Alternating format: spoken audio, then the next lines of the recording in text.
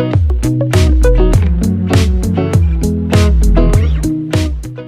guys, what's up? Welcome back to the channel. So in today's video, we're going to be discussing 10 different ways that you can train yourself to become more self-disciplined.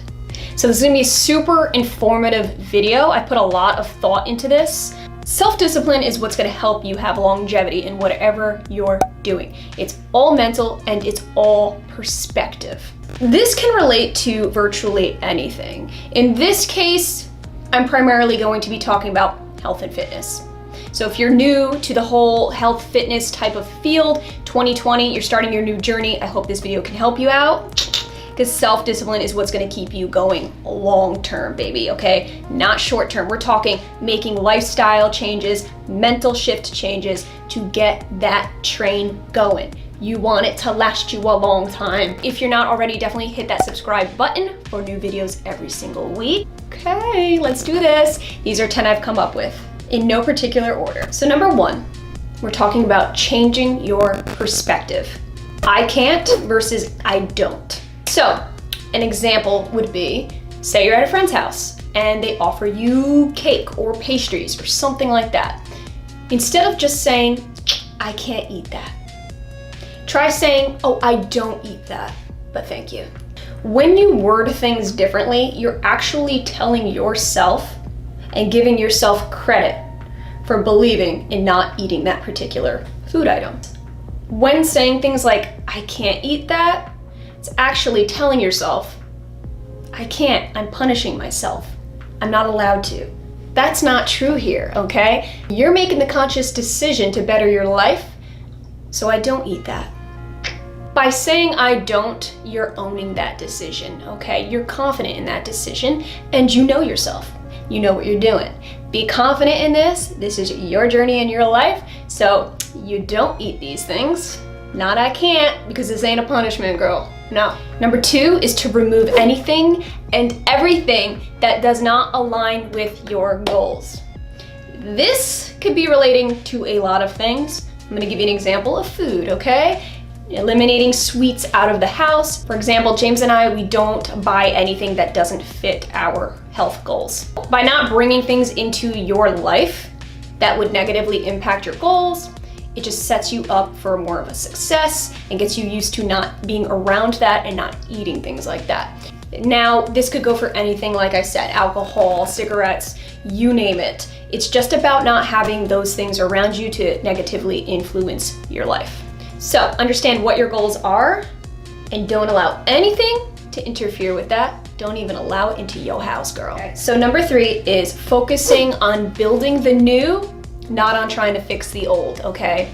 This is important because a lot of people are so used to how their lifestyle was or currently is. When trying to make that transition, they dwell too much on the past. But what a lot of people don't understand is that your past really has no influence whatsoever on your future. You're starting on a new slate. You need to have that perspective of it being that new, fresh slate, okay? Do not compare to your past. Don't compare to things you used to do. Give yourself the chance to start over. Any mistakes you may have made, anything that you're kind of disappointed in yourself in, forgive yourself and move on. You need that closure. It's healthy. If you resent yourself for anything that you've done in the past, it's only anchoring your future, okay? It's only keeping you in the past, and that's what you want to do, is move past the past and just look towards the future. You're building yourself new, fresh. Keep that perspective and you will be just fine. Okay, so number 4 is to shift from motivation to habit.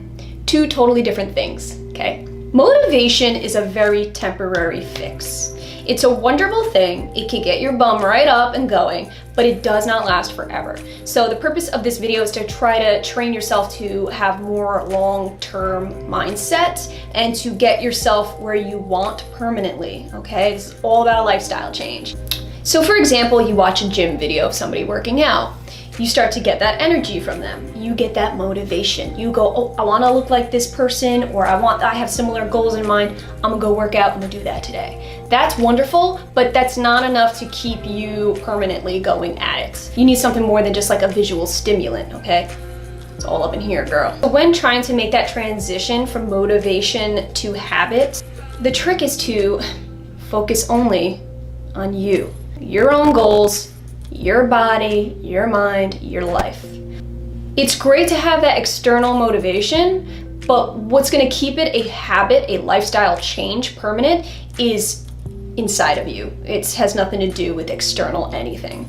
So with that being said, it does take about 21 days for a practice to become a habit. So obviously practice. This is not something that's going to happen overnight and all of a sudden you're just going to be, fine and dandy and have this habit that's just wonderful and life-changing. It takes some serious practice and time to get to that point. So nevertheless, it will always be worth it. You just got to invest in yourself. Okay.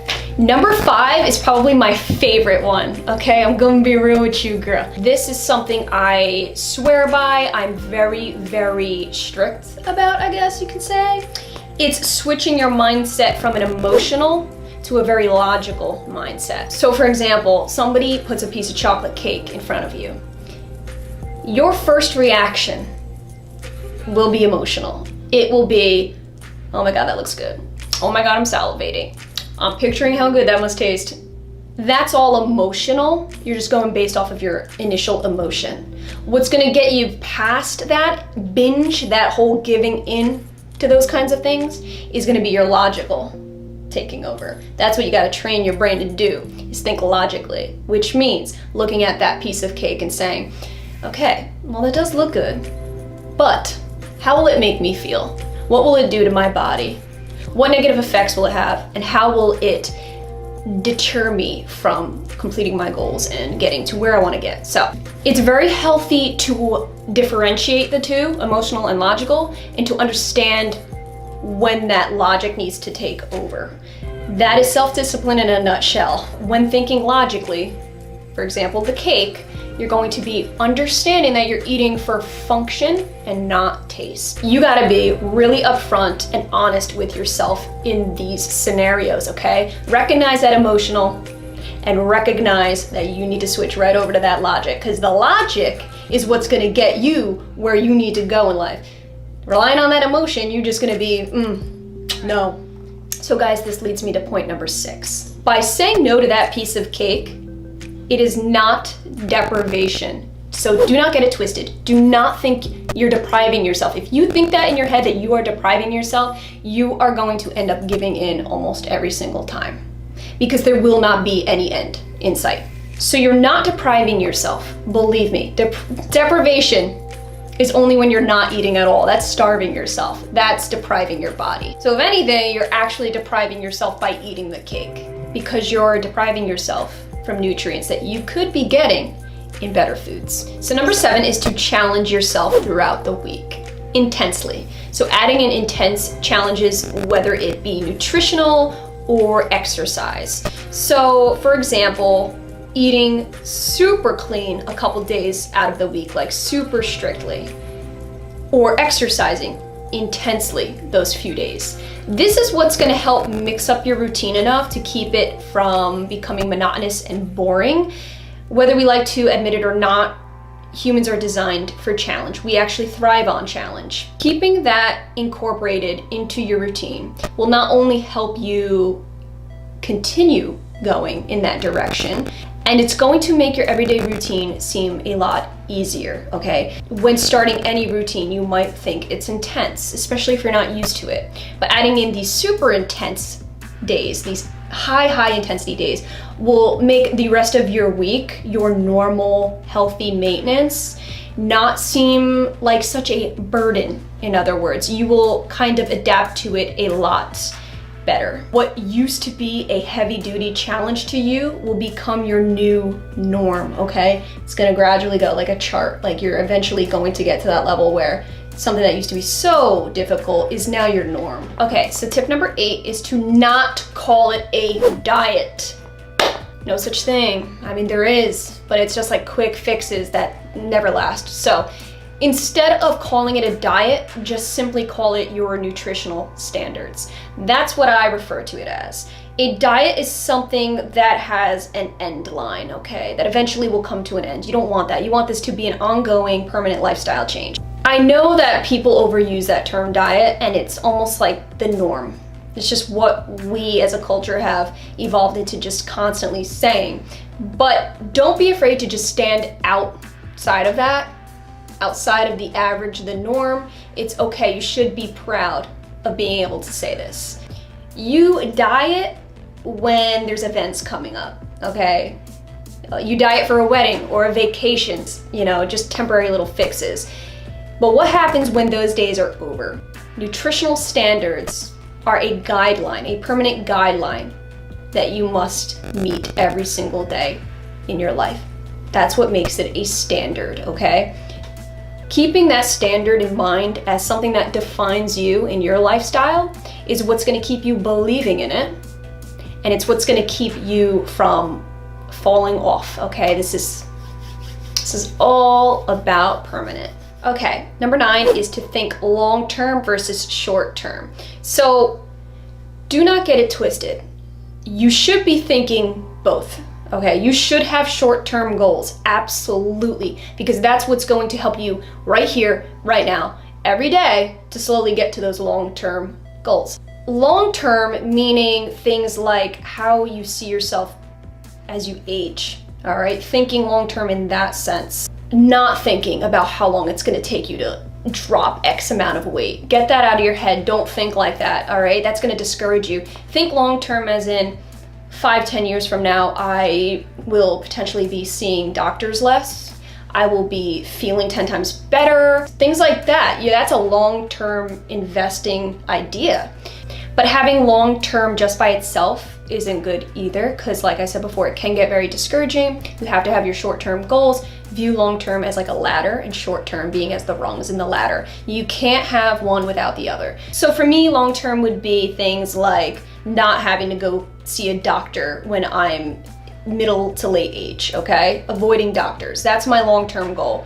But short-term goal for me would be like eating clean, going to the gym and exercising every single day. These are short-term goals that inevitably turn into long-term. So gotta have both.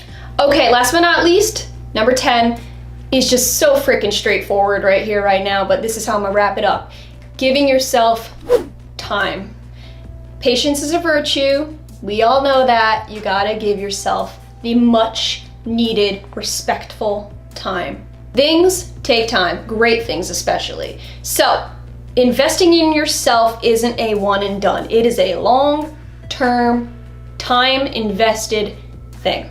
So once you learn pretty much how to change and shift your mindset, change your perspective on health, fitness, wellness, that is the beginning of changing your entire life. And the only thing that's gonna allow you to do that is time. Those were my 10 tips on how to become self-disciplined. You wanna chase that healthy lifestyle, it needs to be the stamp on the envelope. You need to put that stamp, you need to get self-disciplined. There's just no other way around it. Understand that it is not easy to become self-disciplined, okay? But if there's a will, there's a way. Remember that the body will not go where the mind does not allow it to go. Perspective and mental shifts are necessary. I know, guys, this was a pretty freaking serious video and I got real intense at some times. But it's because I'm very, very, very passionate about this topic. It isn't until you make these mental shifts where it's going to become an ingrained thing, a daily, everyday thing. So if you are up for that challenge, then maybe these tips can help you. I hope that this video did really help you guys. So comment down below if you like any of these key points. I appreciate you guys watching. And again, if you have not already subscribed, definitely do. New videos every single week. I'll see you in my next video.